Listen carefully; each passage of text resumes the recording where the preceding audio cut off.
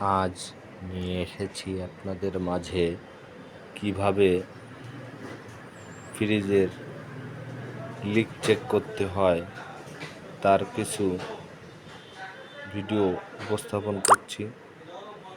আমাদের চ্যানেলে চোখ রাখলে নতুন নতুন ভিডিও পাওয়া যাবে।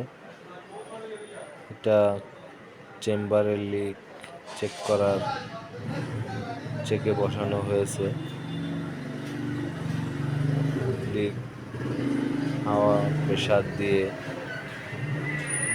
চেক করা হচ্ছে কোনো লিক আছে কিনা, ঝালাই বা পয়েন্টে এভাবে রাখা হবে। যদি লিক পাওয়া যায়, যদিও আগে একবার আমরা লিক পেয়ে তা মেরামত করে তারপর পুনরায় আবার চেকে দিচ্ছি।